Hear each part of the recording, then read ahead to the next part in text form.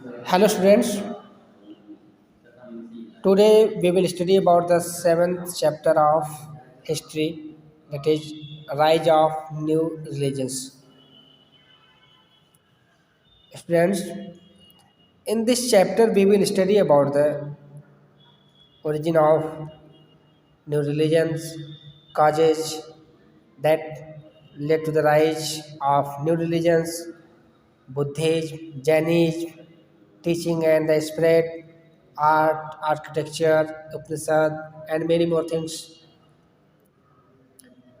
प्यारे बच्चों, इस चैप्टर में हम लोग नए धर्मों के उदय के बारे में पढ़ेंगे। तो चलिए देखते हैं।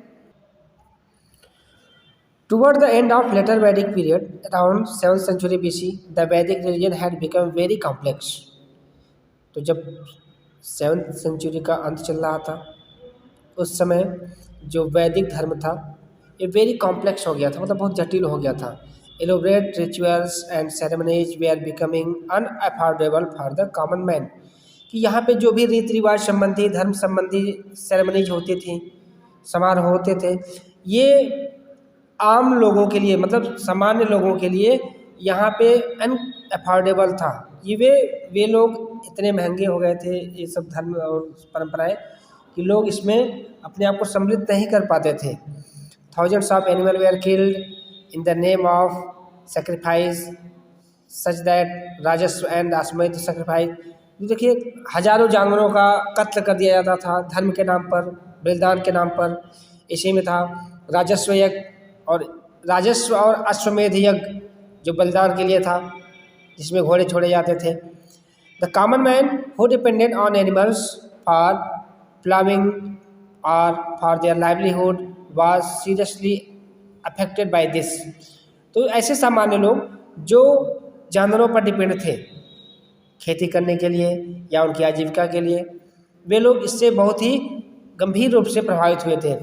The caste system had become rigid and the question they are beginning raised on the divided society on the basis of birth occupation। देखिए, जो कास्ट सिस्टम था ये भी उस समय उसमें बहुत से रिजिड हो गए थे, इसमें बहुत से क्वेश्चन उठ रहे थे, क्योंकि जो उस समय सोसाइटी थी ये किस पे डिपेंड थी? Birth of the basis of the birth और ऑक्यूपेशन। तो जो जात का निर्धारण था जन्म के आधार पर या ऑक्यूपेशन के आधार पर हो गया था। The practice of untouchability also began to be condemned. This widespread feeling of discontent gave rise to new ideas and beliefs. देखिए, इस तरह से जो भेदभाव था, डिसकंटेंट थे, इससे जो लोगों की बिलीफ में थी, जो विश्वास के लिए एक नए धर्मों का उदय हुआ। People started questioning the importance of Brahmins and the relevance of the rituals and sacrifice. लोगों ने ब्राह्मण के ऊपर और जो ये सब रिचुअल्स होते थे, धार्मिक परंपराएं होती थी, रीति रिवाज थे, इन सब पे क्वेश्चन उठाना शुरू करते थे। Two new religion arose as a reaction against this practice. और इन सभी के अगेंस्ट में दो नए धर्मों का उदय हुआ, और वो कौन कौन से थे? एक था बुद्धिज्म और दूसरा था जैनिज्म। तो चलिए देखते हैं। सबसे पहले हम लोग देखते हैं Buddhism. Gautam Buddha also known as the Siddhartha. Gautam Buddha की कहानी आप लोगों ने बहुत सी पढ़ी होंगी। तो गौतम बुद्ध का नाम सिद्धार्थ भी था, जिनका जन्म कब हुआ था? लगभग 2500 वर्ष पहले। He was the founder of Buddhism, जिन्होंने बौद्ध धर्म की स्थापना की थी। Buddha was born in 567 BC in Lumbini near Kapilavastu in foothills of Nepal. देखिए, इनका जन्म कहाँ हुआ था? लुम्बिनी में। 567 BCE, मतलब सेंचुरी ईयर्स बिफोर। कहाँ हुआ था? कपिलवस्तु में हुआ था, जो निचली पहाड़ियों में स्थित है। He was Kshatriya prince. His father king Shuddhodana was the king of the Shakya clan. देखिए, उनके पिता जो थे वो एक राजा थे, और किस वंश के राजा थे? शाक्य वंश के राजा। He was married to a princess named Yashodhara and had a son named Rahul. जो उनकी जो शादी हुई थी, किससे हुई थी? यशोधरा से हुई थी, और उनका एक पुत्र था जिसका नाम था Rahul. When he was young man and roamed outside his palace, the site of an old man, A sick man and a dead person had a deep impact on him and completely change his life. देखिए, बचपन से ही सिद्धार्थ को सारी सुख सुविधाओं, राजसीय सुख सुविधाओं के पीछे रखा गया था। इन्हें सांसारिक सुखों के बारे में, सांसारिक दुखों के बारे में कोई भी जानकारी नहीं थी। इनका जो विवाह हुआ था यशोधरा नाम की स्त्री से हुआ था और उनका एक पुत्र था जिसका नाम राहुल था।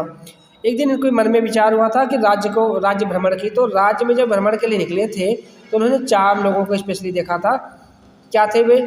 ये old man, A sick man and a dead persons had a deep, जो इनको देखने के बाद, बीमार, बूढ़ा और एक मृत व्यक्ति को देखने के बाद इनके जीवन पे एक बहुत गहरा प्रभाव पड़ा इसका, और जिसके बाद इनका जीवन पूरी तरह से चेंज हो गया।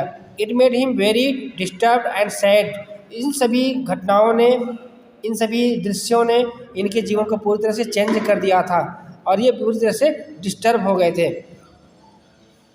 He thought if only something could be done to stop people from growing old, falling sick and dying, everyone would be happy. उन्होंने सोचा कि अगर कोई ऐसा भी काम हो जाए कि जिससे लोग बीमार पड़ना बंद हो जाए, मरना बंद हो जाए या फिर खुश होना रहना शुरू कर दें। He then saw a calm looking hermit who was unaffected by the suffering and the misery around him. उन्होंने एक ऐसा भी कौम देखा, झुंड देखा, साधुओं का झुंड देखा जो कि इन सांसारिक सुखों से, दुखों से पूरी तरह से अलग थे और अपने में ही मस्त थे। After coming back to the palace he thought deeply about it and decided to find an answer to the miseries of life. तो जब वहाँ से वापस आने के बाद इन्होंने इन सांसारिक दुखों के बारे में जानने का प्रयास किया, यार ऐसा डिसाइड किया कि हमें इन्हें जानना है कि ये सब कष्ट है क्यों। He decided to become a hermit. उन्होंने डिसाइड किया कि वो क्या बनेंगे, एक संत बन जाएंगे। He left his palace and the comforts of his home to find true happiness. He renounced the world and wandered for several years, meetings and holding discussions with other thinkers. He meditated for many days under a peepal tree at Bodh Gaya in Bihar, where he attained enlightenment at the age of 35. देखिए, वो घर छोड़ने के बाद वो बहुत सी सभाओं में बहुत से साधुओं से डिस्कशन करते रहे, बहुत से विचारकों से अपनी बातों को वाद विवाद करते रहे और ही मेंटेन मैनी डेज अंडर ए पीपल ट्री। उन्होंने पीपल के वृक्ष के नीचे बहुत दिनों तक, बहुत वर्षों तक तपस्या किया। और कहाँ पे था? बोध गया में, in Bihar. Where he attend, जहाँ पे इन्हें ज्ञान की प्राप्ति हुई। At the age of 35 year, जिस समय इनको ज्ञान की प्राप्ति हुई उस समय इनकी उम्र 35 वर्ष थी। After that he was known as the Buddha, और जब इनको ज्ञान की प्राप्ति हुई उसके बाद इन्हें बुद्ध के नाम से जाना गया, यार वाइज वन, जिसे बुद्धिमान व्यक्ति कहते हैं। At the time of his enlightenment he realize the cause of human suffering and the step necessary to enlight it. अब जिस समय इन्हें ज्ञान की प्राप्ति हुई उस समय उन्हें पता चला कि ये जो सांसारिक दुख है, कष्ट है, जो इसके कारण क्या है और इनको कैसे समाप्त किया जा सकता है। These discoveries became known as the 4 noble truths, और ये जो डिस्कवरीज थी, खोज थी, इसे 4 वास्तविक सत्य के रूप में जाना जाता है। The tree under which Buddha attain enlightenment came to be known as the Bodh tree, और जिस पेड़ के नीचे गौतम बुद्ध को ज्ञान की प्राप्ति हुई थी उस वृक्ष को बोधि वृक्ष के नाम से जाना जाता है। Mahabodh temple constructed at the place where Buddha got enlightenment in a great tourism attractions. देखिए, जिस स्थान पर गौतम बुद्ध को ज्ञान की प्राप्ति हुई थी वहाँ पे महाबोधनी टेम्पल का निर्माण कराया गया है, और जो एक अट्रैक्शन का, टूरिस्ट अट्रैक्शन का केंद्र है। Buddha started a new religion called Buddhism.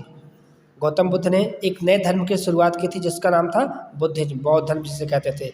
He went to Sarnath near Varanasi, वह वाराणसी के निकट जो सारनाथ है वहाँ पे गए। Where he delivered his first sermon in the deer park. तो उन्होंने जो पहला अपना उपदेश दिया था वो कहाँ दिया था? सारनाथ, जो कहाँ पे है? वाराणसी के पास है। He converted 5 of his disciples to Buddhism, और वहाँ पे उन्होंने अपने 5 शिष्यों को बौद्ध धर्म का संकल्प दिलाया था।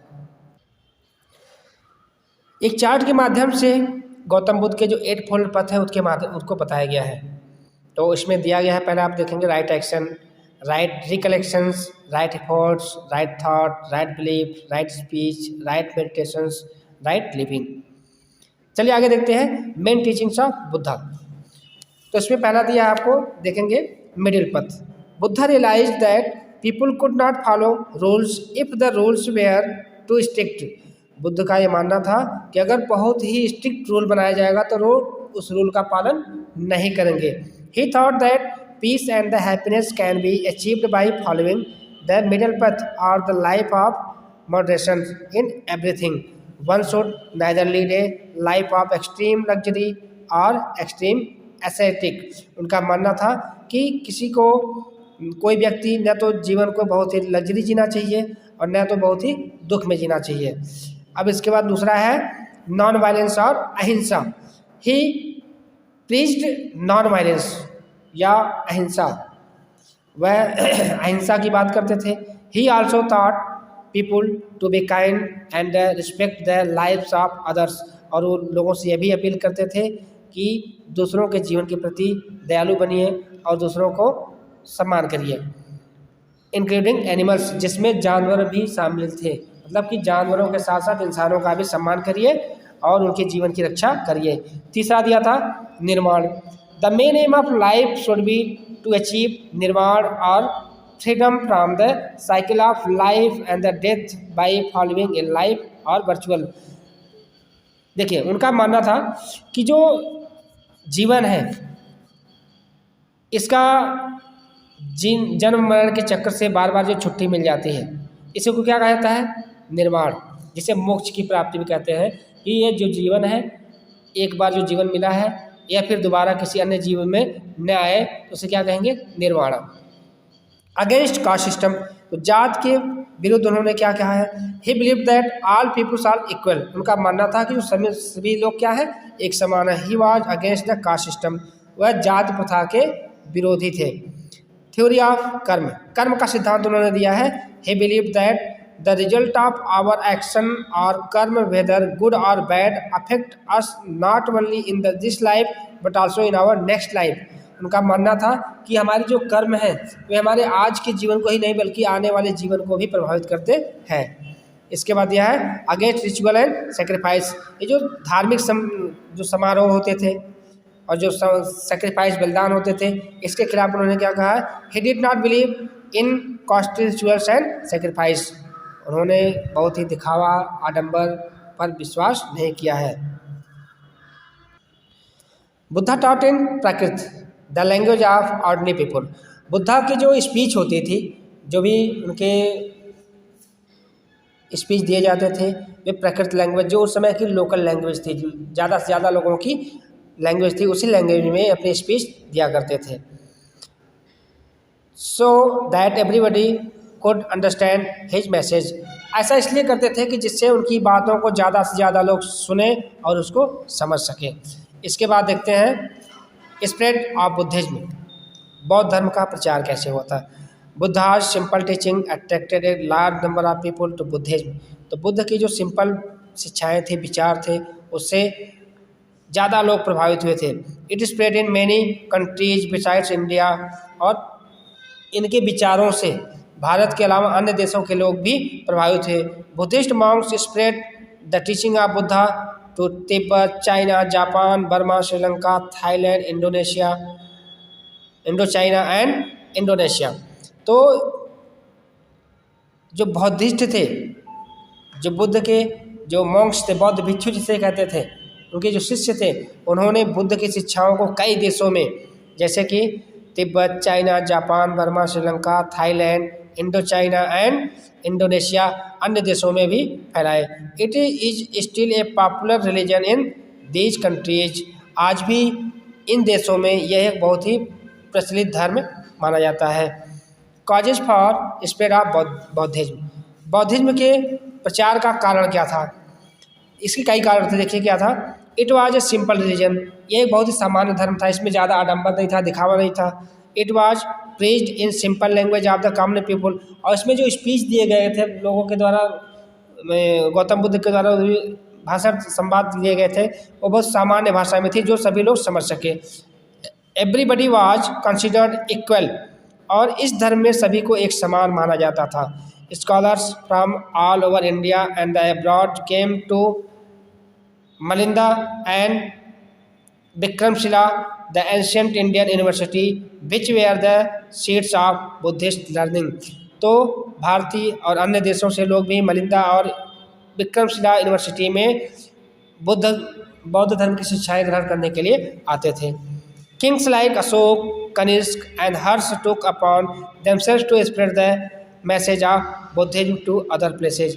तो कुछ राजा भी इनके साथ जुड़े थे, जैसे अशोक, कनिष्क और हर्षवर्धन ने भी इनकी शिक्षाओं को कई देशों में खुद फैलाया।